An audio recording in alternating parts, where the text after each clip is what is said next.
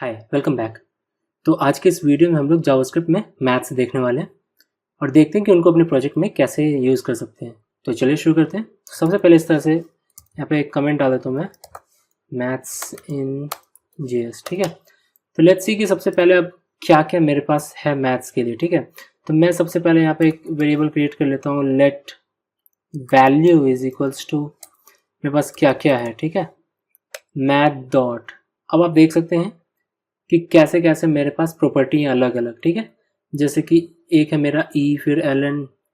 चलिए मैं पाई को देखता हूँ। ठीक है, और मैं यहाँ पे लॉग लगा देता हूँ वैल का। अब इसको रन करके देखते हैं यहाँ पे टर्मिनल में। अब देख सकते हैं यहाँ पे इस तरह से पाई का वैल्यू प्रिंट हो गया है। जस्ट आप मैथ को इस तरह से यूज़ करके आप आसानी से कर सकते हैं। ठीक है, सिमिलरली मेरे पास एक है मैथ के साथ, मैं इसको कमेंट कर देता हूँ अभी के लिए और आ जाते हैं नीचे। Let val is equals to, ऐसे ही रहने देता हूँ। ठीक है, वन टाइम वेरिएबल क्रिएट कर दिया हूँ। अब यहाँ पे लिखता हूँ कि val is equals to math dot, मैं कर देता हूँ राउंड। ठीक है, तो बेसिकली ये करता क्या है कि इसके अंदर आप कोई भी नंबर अगर पास करते हैं ना, तो उसको वो राउंड कर देता है कोई भी नियरेस्ट इंटीजर का। जैसे मैं यहाँ पे डाल देता हूँ 3.14। ठीक है, लेट्स सी कि क्या आउटपुट आता है। तो उसको आप देख सकते हैं यहाँ कुछ इस तरह से 3 में कर दिया है राउंड। सपोज मैं इसको 9 कर देता हूँ। अब देखते हैं इसको 4 में करता है या 3 में करता है। ठीक है,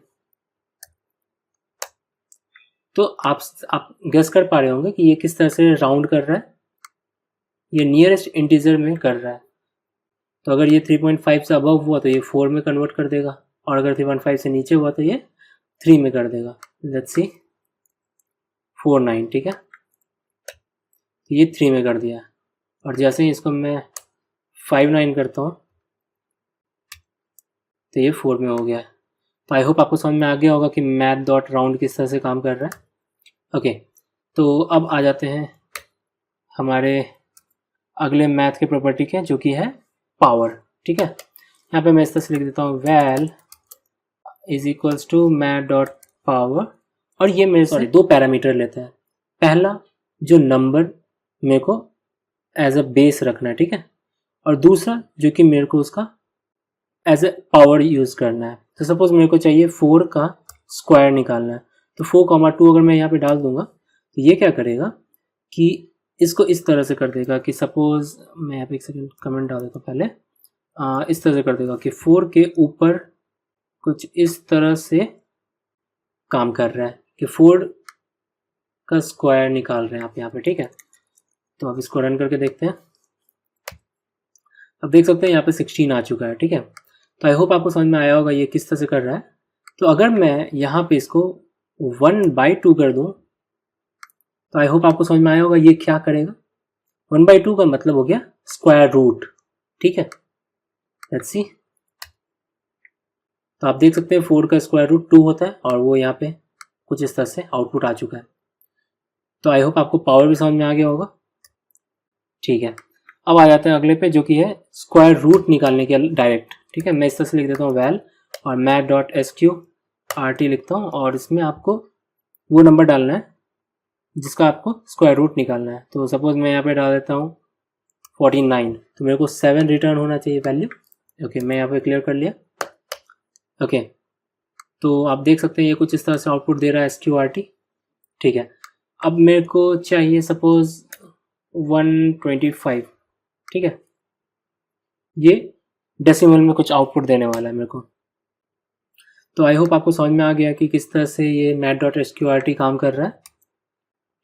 अब आ जाते हैं अगले प्रॉपर्टी में, जो कि है ABS। अब ABS क्या होता है, वो मेरे को एब्सोल्यूट वैल्यू देता है। ठीक है, तो एब्सोल्यूट वैल्यू में क्या हुआ कि सपोज मैं अगर इसको 3.4 दे दिया तो ये मेरे को 3.4 ही देगा। ठीक है, लेकिन अगर मैं इसको -3.4 दूंगा तो उसका वो मेरे को एब्सोल्यूट वैल्यू देगा जो कि 3.4 देगा। ठीक है, तो बेसिकली ये मेरे को एब्सोल्यूट वैल्यू या पॉजिटिव वैल्यू मेरे को रिटर्न करता है। तो आई होप आपको समझ में आ गया होगा एब्स कैसे काम कर रहा है। अब आ जाते हैं फ्लोर, इसको मैं कमेंट कर देता हूँ। और यहाँ पे लिखता हूँ वैल मैथ डॉट फ्लो। अब फ्लोर क्या करता है, बेसिकली ये डेसिमल के बाद के सारे डिजिट को रिमूव कर देता है। तो इसका मतलब ये हुआ कि अगर मैं यहाँ पे 999 भी डाल दूंगा तो ये सभी को रिमूव करके ये मेरे को 5 नहीं देगा बल्कि 4 ही रिटर्न करेगा। ठीक है, तो फ्लोर और मेरा यहाँ पे राउंड दोनों में ये डिफरेंस है कि ये राउंड ऑफ करके नियरेस्ट वैल्यू में देता है और फ्लोर क्या करता है, डेसिमल के बाद के सारे डिजिट्स को वो ट्रंकेट कर देता है, यानी कि वो रिमूव कर देता है। ठीक है, तो आई होप आपको समझ में आ गया होगा फ्लोर किस तरह से काम कर रहा है। ठीक है, अब आ जाते हैं अगले में जो कि है मेरा मैथ डॉट रैंडम। ठीक है, लेट्स सी कि आपको अगर रैंडम नंबर चाहिए तो आप किस तरह से काम कर सकते हैं। पहले इसको अनकमेंट कर देता हूँ, रैंडम। ठीक है, यहाँ पे आप कोई पैरामीटर अभी आप नहीं पास किए। ठीक है, अब देखते हैं कि ये वैल्यू में क्या आता है। तो आप देख सकते हैं ये 0 पॉइंट समथिंग समथिंग दिया है। तो बेसिकली होता क्या है, जो रैंडम जो मेरा मैथ डॉट रैंडम फंक्शन है ये मेरे को 0 एंड 1 के बीच में वैल्यूज रिटर्न करता है। तो आई होप आपको समझ में आ गया होगा कि अगर आपको रैंडम नंबर लेना है, आपको सपोज 1 से 10, तो आपको क्या करना होगा। तो बेसिकली आपको क्या करना है, यहाँ पे आपको इस तरह से 10 से मल्टीप्लाई कर देना है। ठीक है, एंड लेट्स सी अब क्या आता है आउटपुट। आप देख सकते हैं 0 अभी आया मेरे पास। अब मैं फिर से इसको रन करके देखता हूँ तो अब 8 पॉइंट समथिंग आया। और आपको पता है कि डेसिमल के बाद के डिजिट्स को रिमूव करने के लिए आपको क्या करना होता है। ठीक है, तो मैं क्या करता हूँ, मैं सभी को मैथ डॉट फ्लोर के अंदर डाल देता हूँ। तो वो क्या करेगा कि डेसिमल के बाद के सारे डिजिट को ट्रंकेट कर देगा और ये रैंडम को फिर वैल में डाल देगा। लेट्स सी, तो जैसे भी मेरे पास 9 आया, मैं फिर से रन करके देखता हूँ। 6 4 7 4 7 6 5 7। तो आई होप आपको समझ में आ रहा होगा कि किस तरह से आपको रैंडम नंबर मिल रहा है। यहाँ पे हर टाइम आपको इस तरह से कुछ रैंडम नंबर मिलेगा। ठीक है, ओके। तो अब देखते हैं कि मेरे को अगर सपोज 1 और 100 के बीच का रैंडम नंबर अगर चाहिए तो मैं क्या कर सकता हूँ। तो मैं यहाँ पे क्या करूँगा, सीधा 100 से मल्टीप्लाई कर दूंगा। तो क्योंकि नंबर मेरा 0 और 1 के बीच का डेसिमल है और उसमें अगर मैं 100 से मल्टीप्लाई कर रहा हूँ तो वो अब 2 डिजिट नंबर में कन्वर्ट हो जाएगा। तो लेट्स सी, मैं यहाँ पे क्लियर कर देता हूँ और अब देखते हैं। आपको 4 मिला है, 88 मिला है, 69 मिला है, देन 47 मिला है। तो कुछ इस तरह से मेरा रैंडम काम कर रहा है। तो आई होप आपको समझ में आया होगा कि ये रैंडम काम किस तरह से कर रहा है। ओके, और ये फ्लोर यहाँ पे क्या कर रहा है ये भी आपको समझ में आ गया होगा। पर बात क्या होता है ना कि जब आप ये 100 से मल्टीप्लाई करते हैं ना तो ये बेसिकली आपको 1 से लेकर के 99 तक का वैल्यू को रिटर्न करेगा। क्यों? क्योंकि ये 0 और 1 के बीच के वैल्यू को रिटर्न करता है, ये 1 नहीं रिटर्न करता है। ठीक है, सिमिलरली जब आप ये इसको 10 से मल्टीप्लाई कर रहे हैं तो ये सिर्फ 1 से 9 तक के वैल्यूज को रिटर्न कर रहा है, ये 10 को रिटर्न नहीं कर रहा है।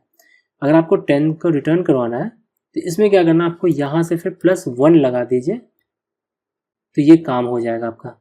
ठीक है, लेट्स सी।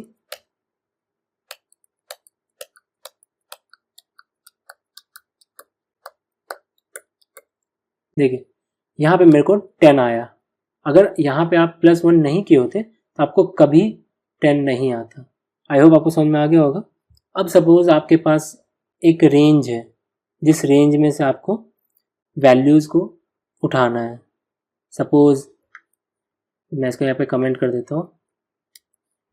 ठीक है, और सपोज आपके पास इस तरह से है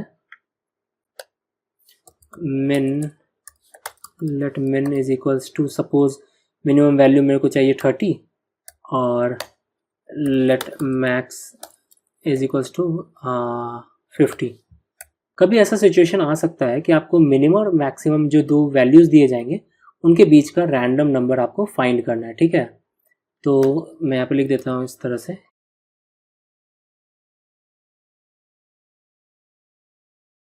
ठीक है, तो यहाँ पे मैं क्या करूँगा, तो val is equals to math dot floor, तो सबसे पहले क्योंकि आपको पता है क्या हो रहा है, ओके, क्योंकि मेरा मिनिमम और मैक्सिमम का एक रेंज दिया हुआ है, ठीक है, तो मैं क्या कर सकता हूँ, मैक्सिमम और मिनिमम को माइनस कर देता हूँ, ठीक है, इस तरह से मैक्स माइनस मिन, ठीक है। तो ये मेरे को क्या हो गया, अब मेरे को ये 20 से मल्टीप्लाई करके देगा रैंडम नंबर को, ठीक है, और फिर उसमें मैं अपने मिनिमम को ऐड कर देता हूँ। तो ये बेसिकली मेरे को कर क्या रहा है कि रैंडम नंबर को पहले तो मेरे को इन दोनों के डिफरेंस जो भी वैल्यू आएगा उससे मल्टीप्लाई कर रहा है, और उसके बाद उसमें मिन को ऐड करके मेरे को जो भी वैल्यू आएगा देगा। क्यों? क्योंकि मिन अगर ऐड नहीं करेंगे तो, क्योंकि ये मैक्स और मिन तो अब 20 आ रहा है ना यहाँ पे, तो ये मेरे को बेसिकली 20 से समथिंग देना स्टार्ट करेगा, सॉरी 2 पॉइंट समथिंग से। पहले आप देख लेते हैं इसका क्या होता है अगर मैं इसको हटा देता हूँ अभी के लिए, तो ठीक है, लेट्स सी, ये मेरे को 11 दे रहा है, और अगर मेरे को 30 है मेरा मिनिमम, तो मेरे को ये 11 तो वैलिड नहीं हुआ। तो मैं क्या करूँगा, मैं पहले आपको दिखाता हूँ, ये बस आपको इस तरह से वैल्यूज़ देगा। अगर आप इसमें 30 ऐड कर देते हैं यहाँ पे प्लस मिन, यानी कि मिनिमम वैल्यू कम से कम इतना तो चाहिए ही चाहिए, तब देखते हैं क्या आता है मेरे पास। 30, देन 41, देन 36, 45, 48, 35, 39, 46, ये 50 क्रॉस नहीं करेगा और ये 30 के नीचे भी नहीं आएगा, ठीक है। तो आई होप आपको समझ में आ गया होगा कि दो नंबर के बीच का आप रैंडम नंबर कैसे फाइंड कर सकते हैं, ठीक है।